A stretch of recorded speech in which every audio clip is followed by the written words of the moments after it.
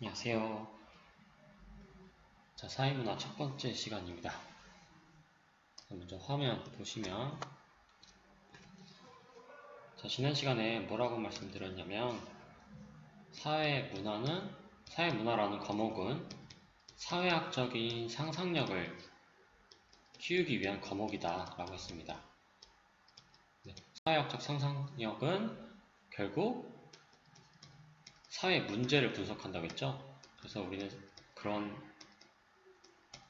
사회 문제를 사회문화 현상이라고도 불러요. 사회문화 현상. 그러니까 이 상상력을 바탕으로 사회문화 현상을 분석하는 거죠. 그래서 오늘은 이 사회문화 현상의 의미를 공부할 건데요. 이 사회문화 현상의 의미를 학습하는 데 있어서 이 의미를 좀 더 명확하게 이해하려면 자연현상과 비교를 해봐야 됩니다. 되게 하나의 개념을 온전하게 이해하려면 그와 반대되는 개념을 이해하면 되거든요. 그래서 이번 시간에는 자연현상과 사회문화 현상을 비교해 볼 거예요. 네, 이렇게 학습을 이루어 줄 건데요. 자, 좀 보시면 첫 번째로 녹조현상입니다.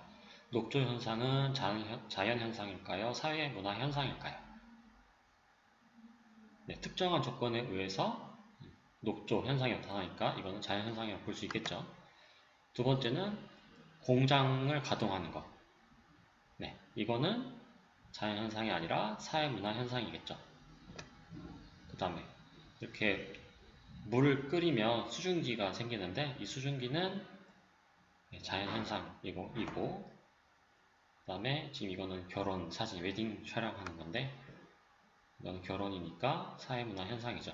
이렇게 사진만 봐도 자연현상인지 사회문화 현상인지 금방 파악할 수 있어요. 근데 이걸 좀 더 구체적으로 자연현상과 사회현상이 각각 어떠한 특성을 지니고 있는지를 살펴보도록 하겠습니다. 여러분들 거기 첨부되어 있는 파일에는 여기가 이렇게 글씨가 채워져 있는 게 아니라 뻥 뚫려 있을 거예요. 이 부분은 여러분들이 잠깐 영상을 멈추고 채운 다음에 저랑 함께 하시면 될 것 같습니다. 우리는 자연현상과 사회문화 현상을 구분하는데 가장 중요하게 생각하는 기준이 바로 이거예요.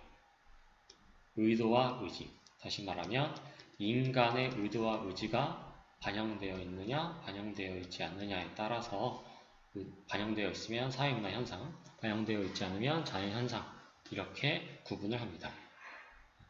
그럼 먼저 인간의 의도와 의지가 반영되어 있지 않은 자연현상부터 살펴보겠습니다.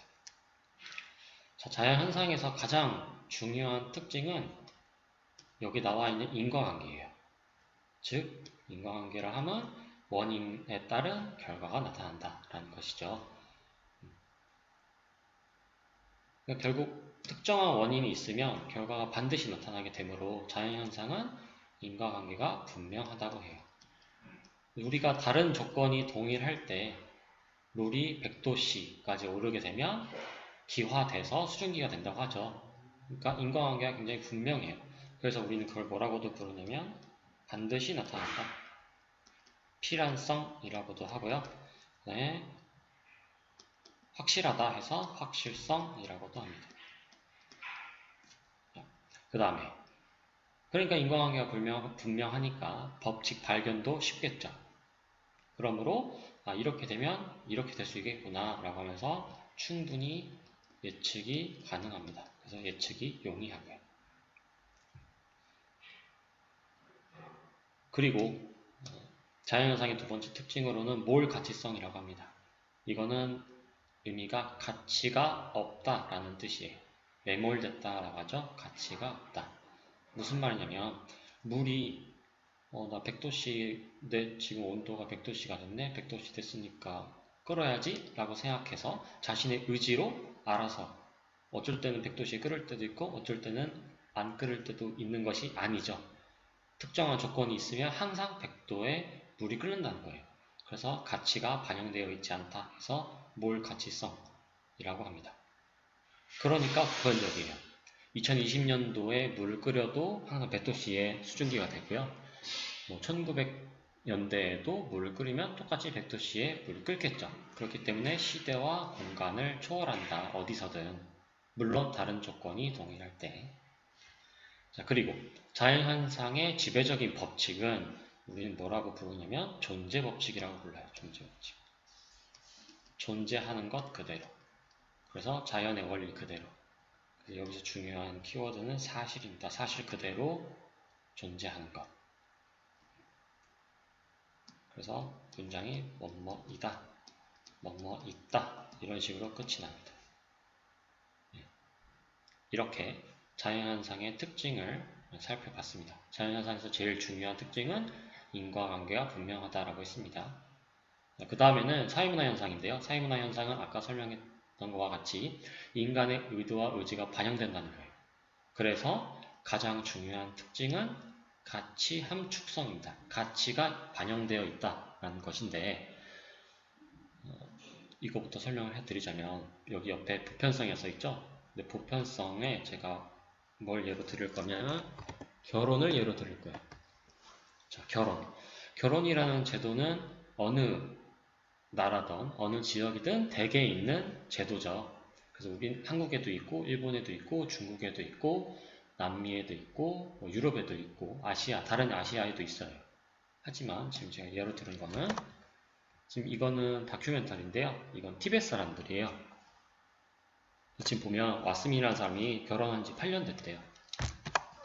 그런데 분가를 하지 않고 두 형제가 한 명의 아내를 맞아서 집안 살림이 훨씬 나아진대요. 다시 말하면 아내는 한 명이에요. 부인은 한 명이에요. 그런데 형제가 같이 맞는데요. 일부가 아니라 일처다부제인 거죠. 우리나라는 일부 일처제지만 여기는 일처다부제라고 하는 거예요. 그래서 지금 보면 나는 말 키우는 일을 하고 밖에 나갈 수밖에 없대요. 그래서 동생은 집에서 농사를 짓는다고 합니다. 그래서 여기 이 지역의 결혼 제도는 뭐라고 부르냐면 형제공처라고 부른답니다. 형제가 처를 공유한다라고 하는 거예요. 이게 지금 좀 이상하게 들릴지 몰라도 지금 여기 티벳 지역은 무역을 하는 통로예요. 그렇다 보니까 한 명이 무역을 하러 다니면 짧으면 뭐 몇 주, 길면 몇 달에서 몇 년 정도 집을 비우게 돼요. 그러니까 한쪽은 무역을 하고 한쪽은 집을 지키는 그런 식으로 결혼 제도가 이루어졌다라고 합니다. 그러니까 지금 다시 보시면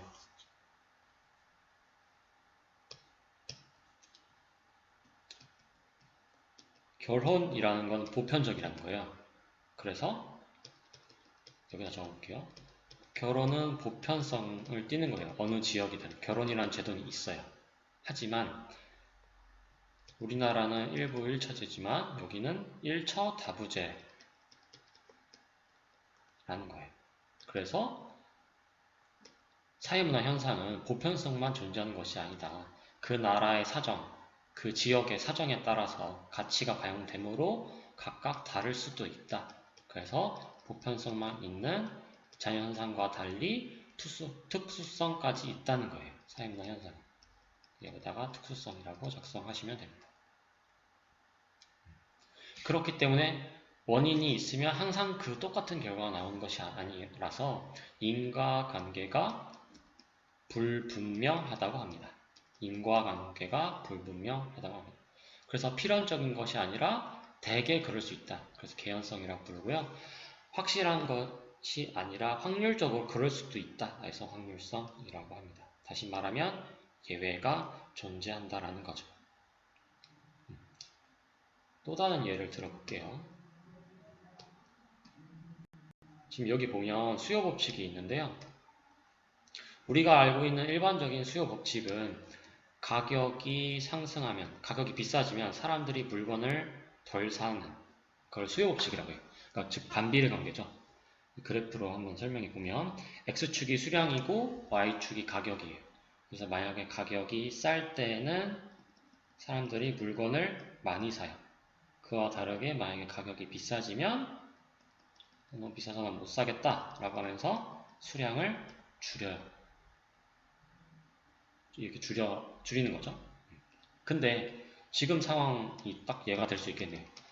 지금 코로나 위기 상황에 있어서 사람들이 초반에 마스크를 엄청나게 많이 사려고 했죠. 근데 예전에 비하면 지금 마스크 값이 굉장히 많이 오른 거예요. 다시 원래는 마스크 값이 오르면 사람들이 덜 사려고 하는 게 일반적인데 이렇게 예외적인 상황일 때는 오히려 가격이 오름에도 불구하고 사람들이 더 많이 사는 양상을 보인다는 거예요. 즉 오히려 이렇게 왼쪽으로 가야 되는데 예외적인 상황에서는 오히려 가격이 오름에도 불구하고 원하는 수량이 더 증가하게 된 거죠. 그러니까 예외가 존재한다는 것입니다. 그리고 사회문화 현상에서의 지배 법칙은 자연현상과 다르게 당위 법칙이라고 불러요. 당위 법칙이라 함은 마땅히 한다. 결국 사회의 규범적인 요구가 반영된다는 거예요. 그냥 사실 자체가 존재하는 것이 아니라 뭐 해야 한다. 만약에 우리나라가 우더른을 공경해야 된다라는 가치를 중요하게 생각해요. 그러면 아는 어른이 지나가면 그냥 지나가는 것이 아니라 인사해야 한다라고 하죠. 인사하자. 그러니까 인간의 규범적인 요구가 반영된다 해서 당위 법칙이라고 합니다. 뭐 해야 한다. 뭐 해서는 안 된다. 이렇게 예를 들 수 있어요. 땅바닥에 쓰레기가 있으면 주워야 한다. 다 규범이죠. 가치관이 반영되어 있는 것. 이렇게 자연현상과 사회현상의 특징을 볼 수 있고요. 실제로 여러분들이 공부를 할 때는 이렇게 이 표를 가치문제, 지배법칙, 인과관계, 존재 양상을 바탕으로 공부를 해야 됩니다. 그래서 이 빈칸은 지금 수업을 들은 것을 바탕으로 아래에 있는 보기를 활용해서 채우시면 돼요. 답은 제가 첨부 파일에 올릴 테니까 먼저 각자 공부한 상태에서 채워보고 답을 확인하시면 될 것 같고요. 그 다음에 이 OX 퀴즈는 제가 그 온라인 클래스 퀴즈에다가 올려놓을 테니까 한번 풀어보시면 좋을 것 같습니다. 자, 제가 벌써 적어놨는데 다시 한번 볼게요. 자, 이거는 이번 수능 특강 문제인데요. 자, 실제 시험 문제는 이렇게 나와요. 밑줄을 쳐놓고선 이게 현상의 일반적인 특징이 뭐냐, 결국 자연현상이냐, 사회문화 현상이냐 라고 물어봐요. 그러면 여기서 가장 중요한 거는 이게 자연현상인지 사회문화 현상인지 파악하려면 밑줄 친 거에 대한 주어를 파악하는 것이 가장 중요해요. 읽어볼게요. 기억. 연구 결과를 발표했대요. 누가 연구 결과를 발표했냐면 당연히 연구팀이 있겠죠. 연구팀은 사람이잖아요. 그러니까 주어가 사람이니까 사회문화 현상인 거예요. 그 다음에 니은 보시면 특히 이런 효과는 노인보다 젊은 성인에게서 더 크게 나타났대요. 그러니까 베리류의 과일을 먹었더니 저 노인보다는 젊은 성인한테 더 좋은 효과가 나타났대요. 이거는 특정한 무슨 가치관이 반영되는 것이 아니라 그냥 베리류의 과일을 먹었더니 젊은 성인한테 더 좋은 효과가 나타났다는 사실이죠. 그러니까 이거는 자연현상이겠고. 디귿. 알츠하이머 예방에 도움을 준대요. 뭐가 도움을 주냐면 피세틴이라는 활성 산소가 피세틴이라는 것이 도움을 준다는 거예요. 그러니까 이게 지금 주어니까 사람이 아니죠. 그냥 사실이잖아요. 피세틴이 도움이 준다는. 그러니까 자연현상이라는 것이고, 마지막 리을. 주의 실험을 통해 확인했다. 누가 확인했냐면 사람이 확인했겠죠. 그러니까 이거는 리을. 자, 사회문화 현상이라는 거예요. 이렇게 문제를 이해하고 1번부터 5번까지 풀면 되는데 일단 답은 3번이에요. 왜냐면 니은 디귿은 아까 자연현상이라고 했죠. 자연현상은 모두 확실성의 원리가 적용된다고 했으니까 이런 식으로 문제를 풀면 됩니다.